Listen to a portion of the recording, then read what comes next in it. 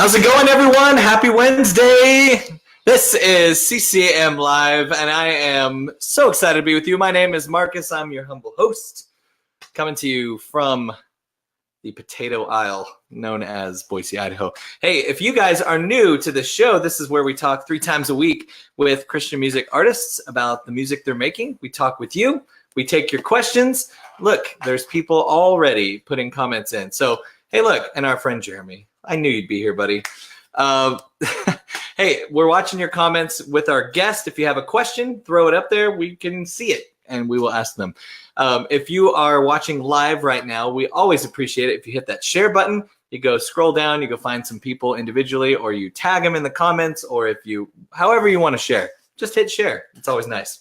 And so we do this 3 times a week, 8 p.m. Eastern, 5 p.m. Pacific. You can find all the archives at ccmmagazine.com. I want to get right to this because I've been looking forward to this for a long time. My guest today is the voice and the brain, the pen behind such songs as Eye of the Storm, The Gospel, No Matter What, and this little song by TobyMac called Speak Life. He's a touring machine. He's one of the hardest working people in music, and he's just blushing right now. I can just feel it. And he's a good friend too.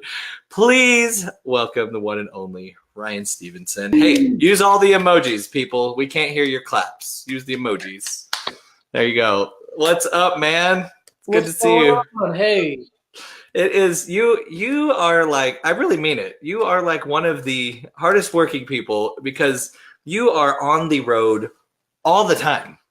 Like there you go. Jeremy's doing claps. That's good. You're actually right now sort of between gigs. You're heading out in the morning. You're at home in Franklin right now? I am. I'm sitting in my room, my little office, if you will, in Franklin, Tennessee, where we currently reside, and getting ready to leave again in the morning. Yeah, man. So the way we start these interviews is we ask people because they come in. Usually they're in their home office, home studio, their living room.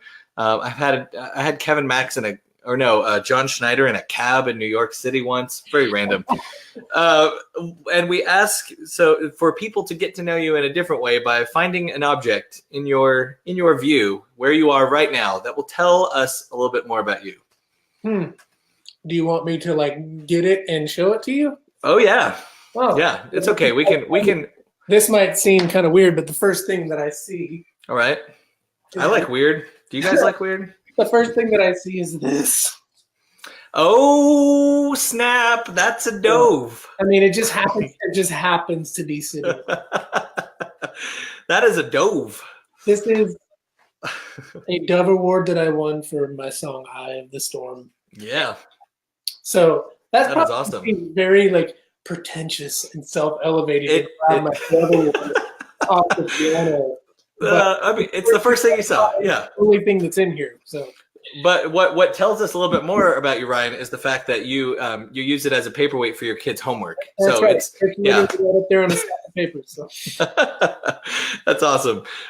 So you moved a couple years ago from here, and we're still trying to forgive you about it because we're in Boise, Idaho, and that's where all this really took off for you. How's the transition been? How's it been becoming a Tennessean and actually getting to see your family more than 12 hours at a time? That's the biggest thing to me. I mean, yeah. I'm from Oregon originally, lived over there my entire life. I'm a Pacific Northwest native at heart through and through. But, when I left Oregon and we moved to Idaho, which is where my wife is from, yeah, I felt like I had already left home. And so yes, bring them on. Come on. It literally just anyhow. I feel like I could go anywhere. Yeah. And so now that we're here, I mean, home is where your heart is and where your family is. And now that I'm with, like you just said, things kind of took off for me when I was living in Idaho, and which is very true. I mean, Boise is really where things kind of heated up for me and then got my feet underneath me in Christian music. Yeah. And so I'm I love Idaho. I love Boise. I love our friends and family that, obviously still live there, but keep going. Being able to see, and you, of course, being able to see my family as everything, man. Has just changed everything for us. It's really given us a new kind of perspective and a new breath of fresh air and a new and renewed sense of energy and enthusiasm for all of this. And so it's definitely been an amazing transition. Have you been, has your touring increased since moving? Has it stayed pretty much the same? How much are you on the road these days? Yeah, well, it kind of varies, but the last 3 years I've done over 100 concerts a year for 3 years straight. And we just did that again this year. So like 100 concerts equals 200 days on the road total. Yeah, true. So that's kind of been my year this year. But in the meantime, because we're in Tennessee, when I'm not on a bus or, we're off the road, I'm not flying back to Idaho twice a week. Oh, yeah. Just see my family. We're just here now. And listen, for those of you who do not know anything about Idaho, it's always at least 2 flights to get here. So, that is not true in Nashville. It's usually 1. Yeah. Here, it's 2, maybe 3. It's true. It's much better that way. So Thanksgiving was last week. Where you got to be home, I assume. And does Ryan Stevenson cook? I try. I would love to. My wife is such a commando in the kitchen that she loves to host. She loves to cook. She loves to create. And our home here is kind of her little domain, if you will. And so get out of the way, bro. Yeah, she's just like, hey, go take a nap. Let me do this. But it's funny because I'm always about the time I say, hey, I'm gonna go just take a nap and chill out. She's like, well, I need you to help me peel potatoes. Like, I don't get like the grunt work. I never get to do anything real cool. So good timing. Yeah, that's right. And so you mentioned it's been busy year. It looks like another 200 dates. There you go. Our mutual friend Jeremy here said "Commando in the kitchen" understatement of the year. He knows. There it is. He knows. That really sounds rather militant. If you could sum up 2018 in a word, a phrase, what comes to mind for you? Like what this year has been, for sort of your music and ministry.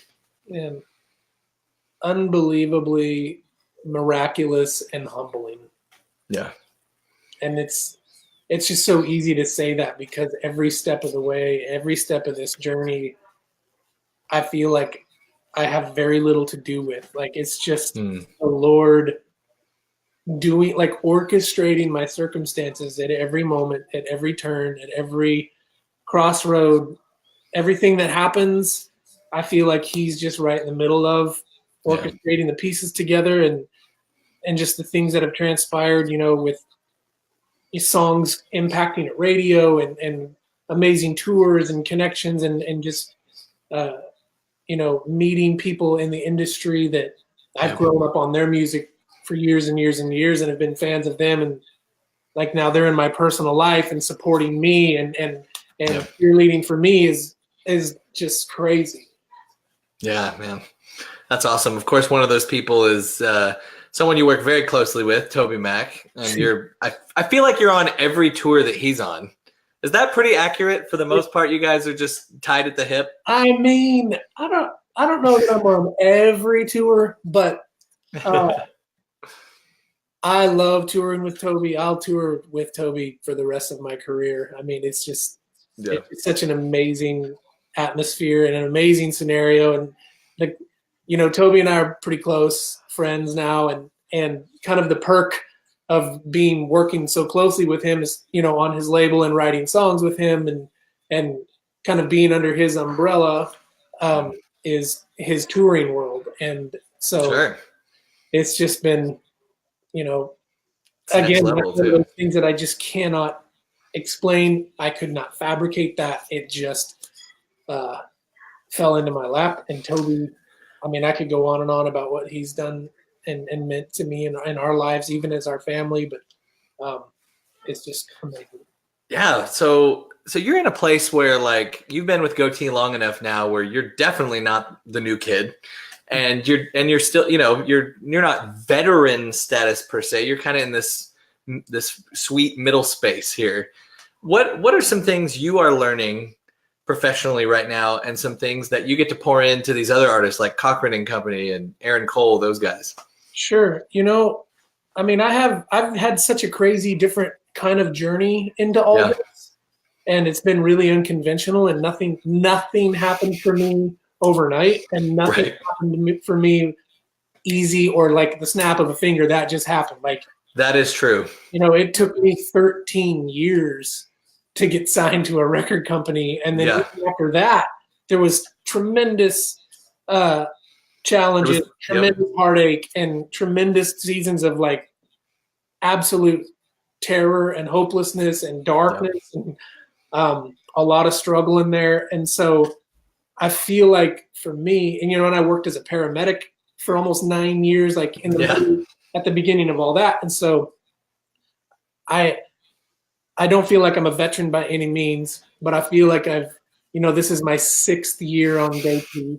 I feel like I've gotten my feet underneath me enough that I'm feeling a little more confident in just, I feel like what I have to say in my songs and the music that the Lord gives me. I feel like I kind of got a good grasp on what is. Love you, Dad. I love you too. Is what's interacting with people. But my perspective is so different because I feel like I've lived, I say it all the time, like I've lived on the other side of the valley for so long that, working normal jobs and going through so much that now this all just feels like easy. Like this just feels like you don't have to prove yourself anymore. You're trying to prove yourself to people. You get to just rest in, this is what Ryan Stevenson does.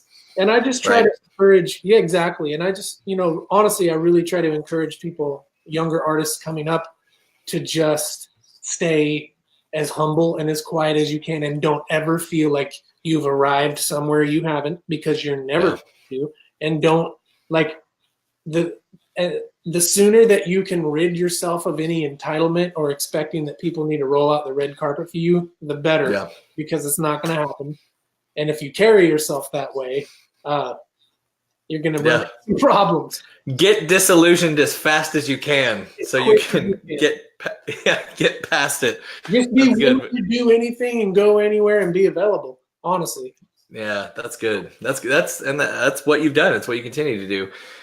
You are writing new music. You're prepping for a new album, man. And what kinds of things are really on your heart this go around, and sonically, lyrically, all these things?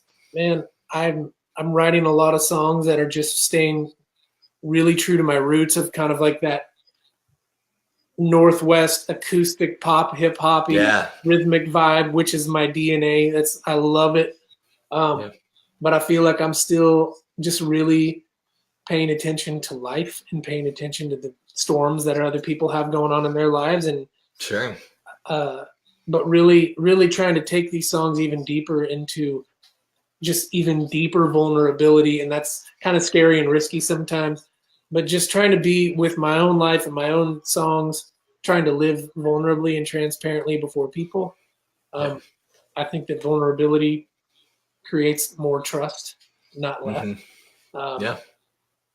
I'm writing, I wrote a song about my mom. So I'm kind of starting to write things like that. I've never written a song about my mom. A lot of people don't know my mom died a few years back. And so like I just wrote this new song kind of from her perspective, and kind of the last things that she said to me that she wanted to leave with me, before she passed away. And so I'm writing some songs like that now. And I feel like they're just real special. Man, that's awesome. So it sounds like you're really focusing, like you said, on those storms, whether it was sort of your own, like really getting vulnerable with sort of these feelings that, that surrounded this tragedy of losing your mom, and to, I'm sure, things that you've heard from other people.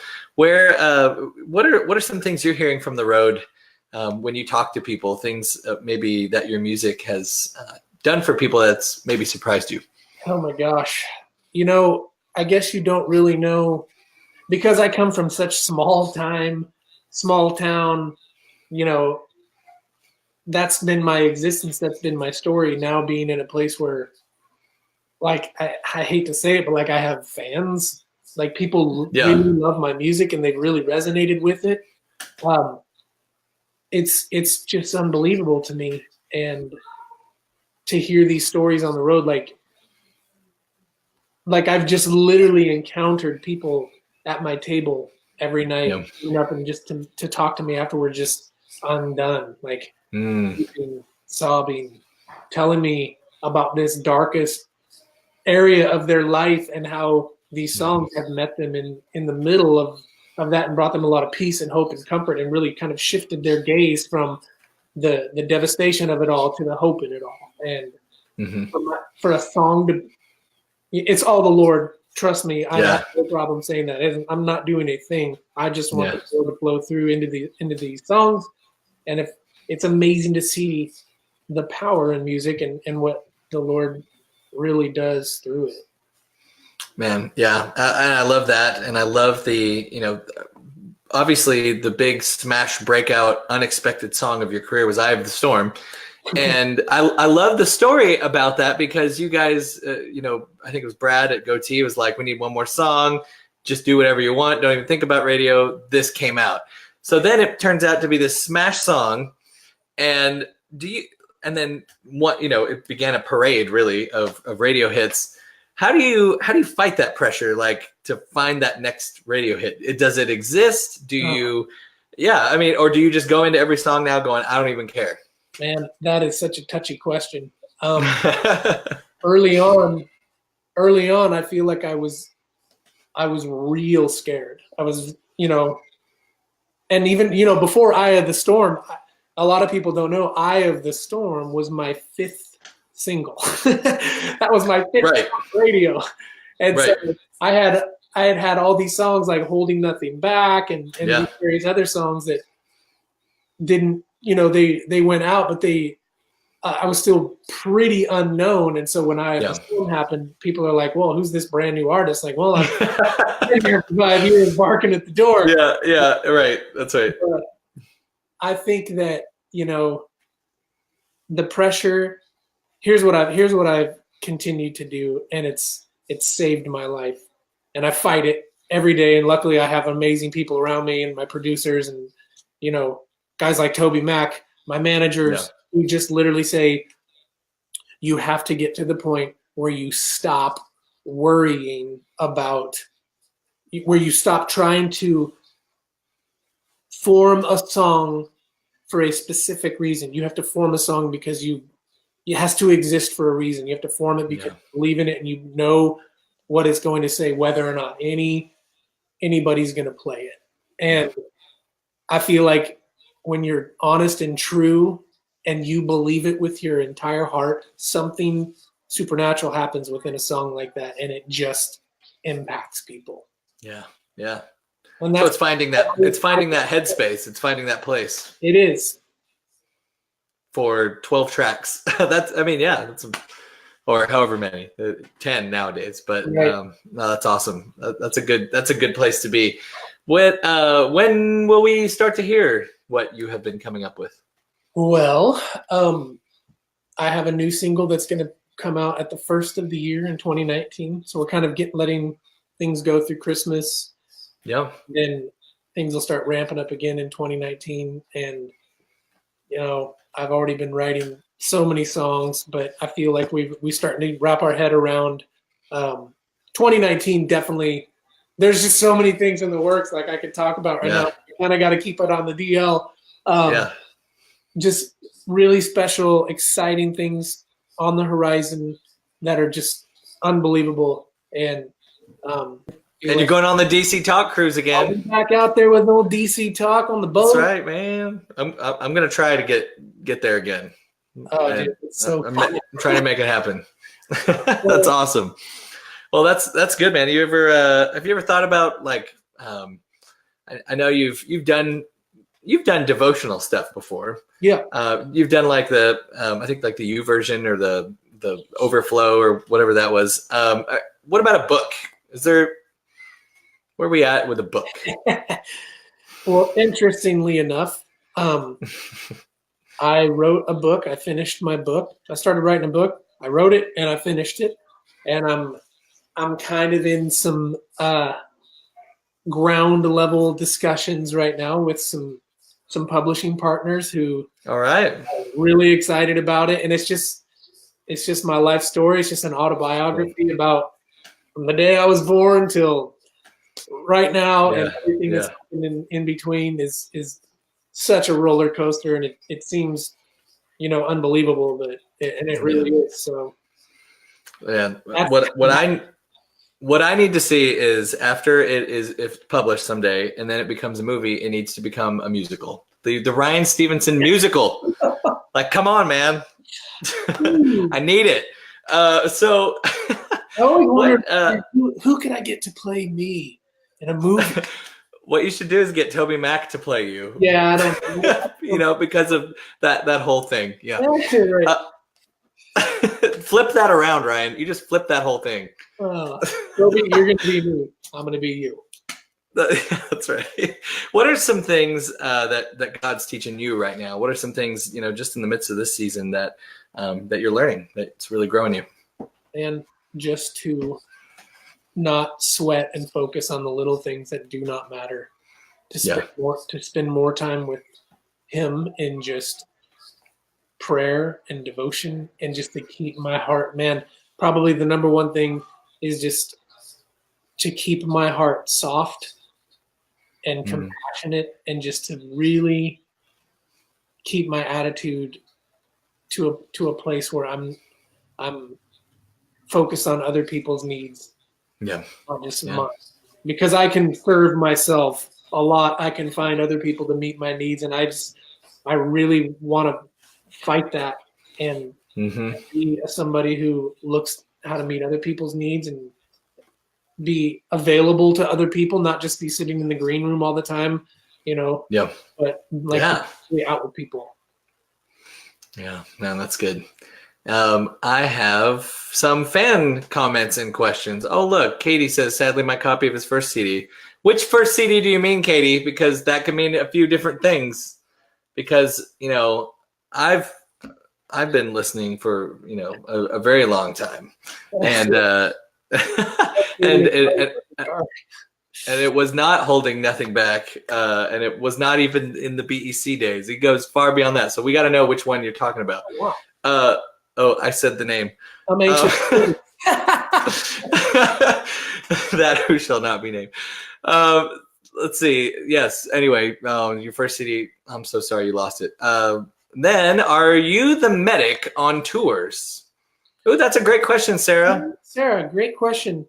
People try to make me the medic, and when they come running to me with a medical problem, I always just say, "You should probably call 911." Oh, that's great. I try to help, but if somebody's having a massive heart attack, there's nothing I'm going to do. Well, what kinds of things have they brought to you? Oh, people with chest pain, people choking on apples with apples stuck in their throat. They want me to try to get them out. Some of the truck drivers having panic attacks in their trucks. Falling off of scaffolding onto the stage and getting knocked unconscious. People getting real bad on like shards of metal in one of the production boxes, just to name a few. Oh my goodness, man. Well, your secret's out. The paramedic thing, it's just gonna be a thing. My mama, who watches, asks everybody if they have a dog. Do you have a dog, Ryan? I don't have a dog. I love dogs. I'm a dog person. Couple things. Our lifestyle right now is so crazy that if we had a dog, it would probably literally be like raising itself in a shelter somewhere. Yeah, it would be like a coyote running wild. Literally, it would be living at somebody else's house the majority of its life. And two, we have this big, beautiful yard, and I don't want it destroyed. Yeah, I get that. And I don't want to dog bombs. All the poop. I'm just not going to do it. Nope. I don't blame you, man. Yeah, and the kids say they'll do it. They say it. Yeah. Oh, we'll clean up after the dog. We'll clean up after the dog. Like, nah, nope. Yeah, it's good. I'm glad you know this on this side. That's good. Casey wants to know, what's your favorite book in the Bible and why? Oh man, that's a good question. Probably Romans. Romans is my favorite book. And I feel like it's just packed with so much. It's either Psalms or Romans. I could go either way on that. I love the prayers and I love the prayers and the Psalms and the postured heart of just desperation, and even in the midst of like the junk of our life that even we get ourselves into, we can still pour that all out before the Lord. And I love how David and the psalmists do that. I love Romans because, he's talking so much about grace and mercy and it's not our strength, but his. It's just what we all need to know and be reminded of all the time. Yeah, that's good. Thank you, Casey, for the. My sister just asked me. I should probably answer her. What do you want for Christmas? Well, sister, I want. Is that Janae? Because I think she put a comment. There you go. Oh, yeah. Janae, I would love I would love a set of ear pods, like wireless Bluetooth earbuds, because I'm still rocking like wires and stuff connected, kind of like you are right now. Wired. Still doing that, and I'm tired of it. He needs to be free, Janae. He needs to be free. Hey, little Idaho love here from our mutual buddy Derek Henbest, an artist in his own right. Says keep doing your thing, brother. So there you go. Thanks, buddy. And let's see, we got more. What is? Oh, it's Heidi. Old or new? What is your favorite song you've written? Heidi, what a good question. Good question, Heidi. One of my favorite songs, a couple come to mind. I love a song called "In the Sun," and I love a song called "The Human Side." And there's a song on one of my first EPs was called "Let the Praises Rise." I really love that one. Awesome. Would you ever redo any of these old ones? Man, I would love to. That'd be awesome. I know. Like live. I just keep writing so many new ones that I'm always. You're always forward in the future. Going ahead. I know. Yeah. Last question is, where did it go? It was, what is your favorite food? I can't find it, but I just saw it. What is my favorite food? There it is. Kathy, what's your favorite food? Man, that's tough. Probably ribeye steak. Ooh, come on. Gosh, that sounds so good. Ribeye steak or I love mozzarella sticks. Oh yeah, and marinara. Mm-hmm. Like I could probably just do cinnamon toast crunch. One of those three things. Ooh, man, that is quite a. I mean, not to be eaten together. You know that would ruin everything. But those are all solid choices. I would not turn down any one of those. That was very good. How we always want to ask, how can we who are watching be praying for you and your family? Just strength and protection, that our family just stays healthy and unified, and just safety on the road, safety in what we do, and just continued just protection over me and my family. That's the biggest thing. Like, that's just the number one thing for me. Awesome. Well, we will do that. If you guys are watching now or later, it works the same. We're going to pray for Ryan while we've got him. So let's do it, guys. Well, Father God, we just thank you so much for Ryan. Thank you for a story that can't help but point to you because of the way that it's worked out, God. We just thank you that you've been with him through every turn. Thank you that you have surprised him in so many different ways because you're a good dad. Thank you that that in the process, lives have been changed and people's hearts have been opened and healed and encouraged. And we just pray for more and more of that, Lord. Also, God, just pray you'd cover Ryan's family, that you would stretch the time that they have together when they are together, as you do, and that you'd also just make the most of every moment where he's away, whether it's ministering to people or singing or learning from mentors or pouring into other artists or whatever it is, God.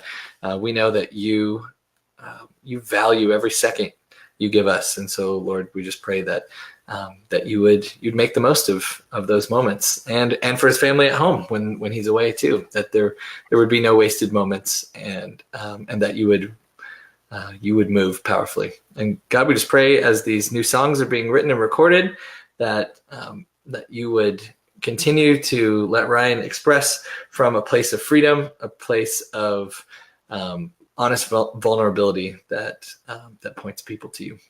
We thank you and we praise you and pray all this in Jesus' name. Amen. Amen. Thank you, my friend. You're welcome. This is great. Where are you headed tomorrow? Georgia. All right. That's my old hood. Oh, yeah. It is the Georgia. So hopefully it won't be too cold for you. I'm sure. Yeah. It's like super cold in Nashville right now, isn't it? Yeah, it's cold. I woke up with ice all over my car today. So it's all right. We're having inversions, so you know what that's like. Yeah. For those of you who don't know, it's the clouds get stuck where they're not supposed to be and they stay. Right. That's it. That's fun. All right, my friend. Well, go enjoy your fam. Go enjoy the moments you have there, and have safe travels, man. Thank you, looking forward to seeing you again. Everybody. Thank you, everybody, for hanging out with me, and I appreciate your prayers and encouragement. And yes. Yeah, man. Stay God bless. Bye, guys. Take care. All right, that's what we've got today. Thanks to Ryan. He's a good buddy. We miss him here in Boise, but we'll lend him to the world as long as it takes. Hey, if you guys want to learn more about him, you can, of course, look him up on socials. I believe it's Ryan Stevenson Music, something like that.com. And yeah, it's awesome. He's a guy that is super busy, getting a lot of great things done. So we will be back tomorrow, same time, 8 p.m. Eastern, 5 p.m. Pacific. And hopefully you will be too. If you missed any of these episodes, you can go to ccmmagazine.com, click the Live with Marcus tab, and you can find all of the archive videos there. Of course, Facebook's a great way. It's all listed there. And you can also go to iTunes, where you can find the audio version of what you are witnessing. And if you search for CCM Magazine, you'll find it. Thanks so much to all of you watching. Thanks for your comments. I love the interaction. So keep it up, and we'll see you tomorrow. All right. Bye.